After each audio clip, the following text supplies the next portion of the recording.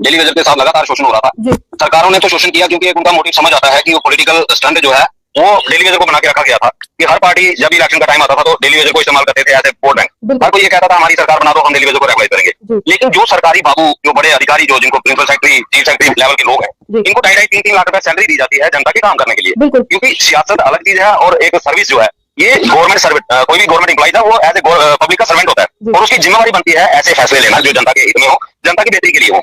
जब सरकारें अगर किसी के साथ इंसाफ ना करें तो एक ही रास्ता बच जाता है और वो है न्यायालय, जिसको हम कोर्ट कहते हैं। कोर्ट में जब कोई पिटीशन दायर करता है और उसके हक में फैसला आ जाता है तो ये बड़े अधिकारी जो बाबू लोग हैं ये अपने आप को कानून से भी ऊपर समझना शुरू कर देते हैं और ये हर किस्म के रोड़े अटकाने की कोशिश करते हैं जिससे कि गरीब जनता को इंसाफ न मिले। और यही इस केस में भी हुआ है। हमारे एक डेली वेजर साथी ने पिटीशन दायर की थी जिसमें उसकी रेगुलाइजेशन का ऑर्डर हो चुका था, लगभग मेरे ख्याल में 2023 में उसकी जजमेंट हुई है और 2023 से लगातार वो कैट जो हमारी सेंट्रल एडमिनिस्ट्रेटिव ट्रिब्यूनल है वो बार बार नोटिस कर रही थी कि इसके ऑर्डर को इंप्लीमेंट करो। और देखिए विडंबना देखिए कि अधिकारी अपने आप को कानून से भी ऊपर समझना शुरू हो चुके हैं कि कोई जो उन्होंने जवाब फाइल करना था कोर्ट के अंदर, अगर आप ऑर्डर इंप्लीमेंट नहीं करते हो तो आपको उसका रीजन देना पड़ता है। लेकिन 12 बार नोटिस देने के बावजूद इस अधिकारी की तरफ से कोर्ट के अंदर अपना जो रीजन देना था, जो जवाब दाखिल करना था वो नहीं किया गया और आज कहीं ना कहीं कोर्ट ने इसका संज्ञान लिया है और आज उनकी सैलरी बंद करने का आदेश जो है वो कल कैट ने जारी कर दिया है। ये हमारे प्रिंसिपल सेक्रेटरी भी है और फाइनेंस के कमिश्नर भी है। और ये कुछ हालांकि इसने अभी आपको शायद याद होगा 3-4 महीने पहले भी 2 अधिकारियों के गैर जमानती वारंट इशू किए गए थे कैट की तरफ से और ये बड़े सारे ऐसे केसेज है। जब हमें आपने सुना होगा मैंने 2023 में भी अपने लोगों को एडवाइस किया था कि अगर सरकार इस तरीके से नहीं मान रही है तो हमें कोर्ट का रुख भी अख्तियार करना पड़ेगा। और बहुत सारे हमारी पिटीशन लगी हुई है, 4 पिटीशन जो मैंने खुद दायर करवाई हुई है और उनमें भी एक पिटीशन का जजमेंट जो है 2 महीने पहले आ चुकी है और अभी तक उस जजमेंट को भी इंप्लीमेंट नहीं किया गया है।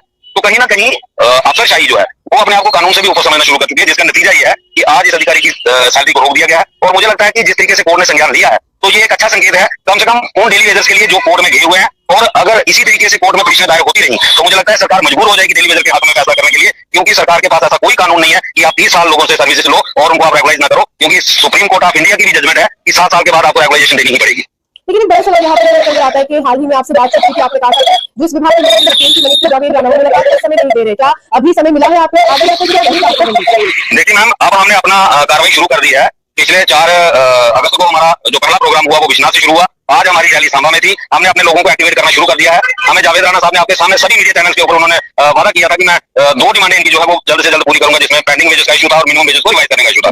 लेकिन वो भी झूठा साबित हुआ और उसके साथ उमर अब्दुल्ला साहब ने कमेटी जब 10 मार्च को हमारे ऊपर लाठीचार्ज हुआ और 11 मार्च को जब विक्रम रंधावा जी ने डेली वेजर का इशू असेंबली के अंदर रेज किया, तब उमर अब्दुल्ला साहब ने कमेटी कॉन्स्टिट्यूट की थी जिसको 6 महीने का टाइम इन्होंने दिया था और लगभग 4.5 महीने उस कमेटी को बने हुए हो चुके हैं। लेकिन अभी तक जो रवैया कमेटी का है, मुझे नहीं लगता कि कमेटी डेली वेजर के मुद्दे के ऊपर सीरियस है। इसीलिए हमने अपने लोगों को एक्टिवेट करना शुरू कर दिया है। डिस्ट्रिक्ट वाइज हमारे प्रोग्राम शुरू हो चुके हैं। जैसे ही उस कमेटी के 6 महीने पूरे हो जाते हैं, अगर डेली वेजर के लिए वो कमेटी कोई बड़ी घोषणा नहीं करती है तो पीएच एम्प्लॉय यूनाइटेड फ्रंट फिर दोबारा एजिटेशन के लिए तैयार बैठा है। सरकार को ना चैन से खुद बैठेंगे और ना सरकार को बैठने देंगे। सरकार का स्टेटमेंट का ही रोना रो रही है। अगर मुख्यमंत्री की बात करें, हर मंच पर वो स्टेटमेंट की बात कर रहे हैं, डेली वेजेस के लिए क्या है वो कहते हैं कमेटी बना दी है, बस इतना ही जवाब है।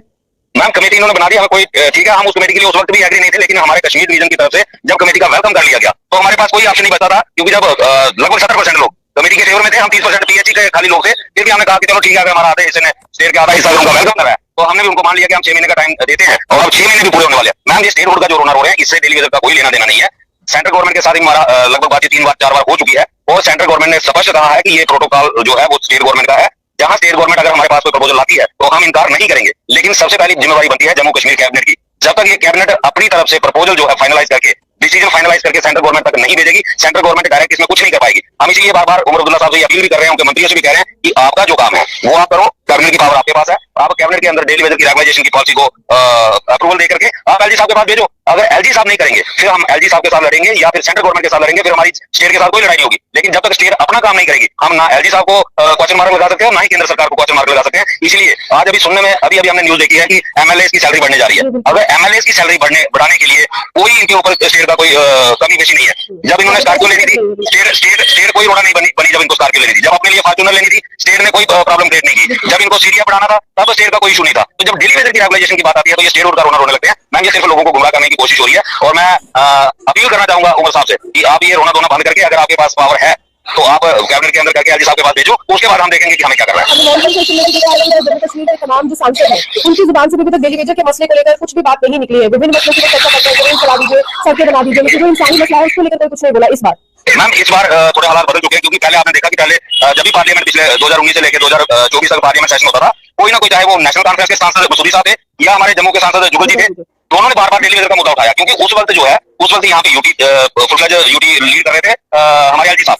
इस बार थोड़ा बदलाव हो चुका है, इस बार एक चुनी हुई सरकार जम्मू कश्मीर को चला रही है और इस बार जो सारी ताकत जो है वो सरकार के पास है। इसलिए मुझे नहीं लगता कि सांसद इस मुद्दे को वहां पे उठाएंगे, क्योंकि ये प्रोटोकॉल जो है ये स्टेट गवर्नमेंट का है और हम स्टेट गवर्नमेंट के एम्प्लॉइज हैं और हमारे लिए जो भी डिसीजन लेना वो स्टेट गवर्नमेंट को लेना है। तो स्टेट गवर्नमेंट जब तक अपना काम नहीं करेगी, जब तक ये कोई फाइल सेंटर में भेजेंगे नहीं, तो सेंटर किस चीज में इनको अप्रूवल देगा?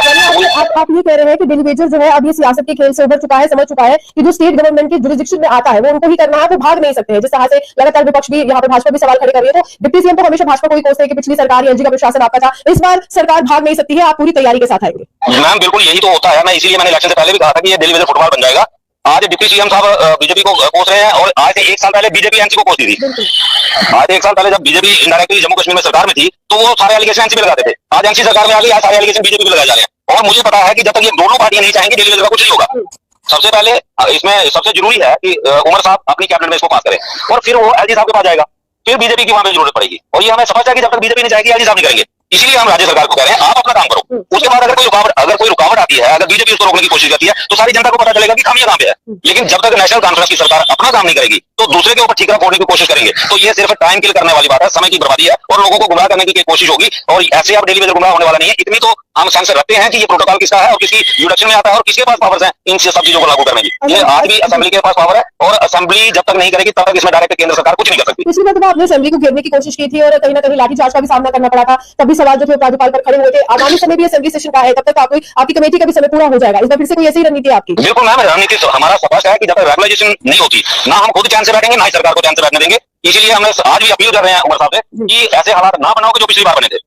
और अगर ऐसा करते हो, पिछली बार हमने असेंबली के बाहर रहना दिया था और इस बार अगर जरूरत पड़ी असेंबली के अंदर भी घुसेंगे तो फिर शायद सरकार के लिए बाहर मुंह दिखाना मुश्किल हो जाएगा। ये कोई बड़ी बात नहीं है असेंबली के अंदर घुस के नारेबाजी कर देना। तो इन चीजों से हम कभी भी सरकारों के टकराव में आना नहीं चाहते। हमें कोई हमारा पॉलिटिकल मोटिव नहीं है, हमें कोई पॉलिटिकल लाइन में नहीं आना है कि हमें अपने आप को हाईलाइट करना है। हम चाहते हैं हमारे बच्चों का जो राइट बनता है, जो हमने 30 साल डिपार्टमेंट्स को दिए हैं, जो हमने काम किया है, सरकारी डिपार्टमेंट चलाए हैं, हमारा जो हक बनता है, अगर आप अपने सारे हक ले रहे हो जो आपको नहीं भी चाहिए, जिनकी जरूरत नहीं भी है, वो आप कॉन्स्टिट्यूशन से ले रहे हो, जो हमारा कॉन्स्टिट्यूशनल हक बनता है, जिस हक को देने के लिए आज आईएएस अफसरों के ऊपर भी सैलरी बंद करने जैसे आदेश लागू हुए हैं, बड़ी पहल है इस बार। तो इसका साफ स्पष्ट मतलब है कि डेली वेजर जो क्लेम कर रहा है पिछले 30 सालों से रेगुलाइजेशन का, वो जेन्युइन है। और जब सुप्रीम कोर्ट से ऐसे आदेश आते हैं तब भी उसके बावजूद सरकारें अगर काम नहीं करती, अपना जो उनका काम है, जो उनकी मॉरल ड्यूटीज है, इस चीज के लिए आईएएस अफसर को पति किया जाता है पब्लिक के लिए। जब पब्लिक ट्राई कर रही है, लोग डिमांड्स कर रहे हैं, उनकी डिमांड नहीं सुनी जा रही, उनके लिए कोई काम नहीं किया जा रहा, उनकी फाइलें अप्रूव नहीं की जा रही, और फिर 2.5 लाख 2.25 लाख रुपया एक प्रिंसिपल सेक्रेटरी जो है वो सैलरी लेता है, बाकी जो एक्सपेंसेस होता है वो अलग से। तो 2.5 लाख सैलरी किस चीज की लेते हैं? और मुझे तो हंसी आती है ऐसे कानूनों पे। हमारे एलजी साहब कहते थे कि मैंने एक 22-48 का ऑर्डर बना के रखा है कि जो अधिकारी काम नहीं करेगा, जो एम्प्लॉइज काम नहीं करेगा, मैं उसको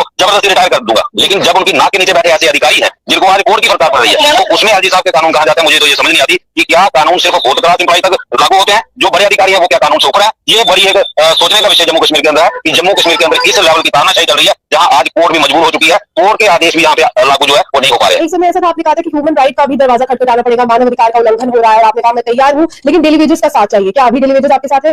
मैम थोड़ा सा उसमें टेक्निकली कमी आ रही है और उसमें भी देखो यहाँ हमें जम्मू कश्मीर के अंदर बताया जाता है कि सारी सर्विसेज जो है वो ऑनलाइन हमने कर दी है। लोगों को फैसिलिटी, लोगों को घर से बाहर नहीं जाना पड़ेगा। मेरा एक कोई उसी सिलसिले में मैंने एक डॉक्यूमेंटेशन का काम था जो सिंगल विंडो पे अप्लाई किया हुआ है। पिछले मार्च 2025 को 15 मार्च 2025 को मैंने अप्लाई किया था और तब से लगातार वो साइट बंद आ रही है और पिछले 4 या 5 दिन वो साइट खुली थी, अभी लगातार 1 महीने से सिंगल विंडो बंद है और लोगों के काम जो है अड़के पड़े हैं और सरकार दावे ठोकती है हमने सारी सुविधाएं यहाँ पे जम्मू कश्मीर के अंदर लागू कर दी। और अगर वो चीज मुझे वो डॉक्यूमेंट मिल जाता तो मैं अब तक ह्यूमन राइट कमीशन में भी चला गया होता और मैं उसमें लगा हुआ। जैसे वो डॉक्यूमेंट मेरा कंप्लीट हो जाता है तो उसके बाद ह्यूमन राइट कमीशन का भी दरवाजा खटखटाएंगे। इस सरकार को स्पष्ट हमारा मानना है, इस सरकार को हम चैन से बैठने नहीं देंगे। रेगुलाइजेशन के बिना कभी भी कंप्रोमाइज जो है वो नहीं होगा। यानी अगर आपको मुलाकात के लिए बुलाया जाएगा जावेद राणा की तरफ से तो आप स्पष्ट रूप से कहेंगे कि रेगुलाइजेशन या पेंडिंग वेजेस इन दोनों में से कोई एक मामला पहले हल कर दीजिए, उसके बाद बात करेंगे। नहीं मैम वो तो स्पष्ट है, हमें कोई कभी भी बुलाया, हमने स्पष्ट कहा हम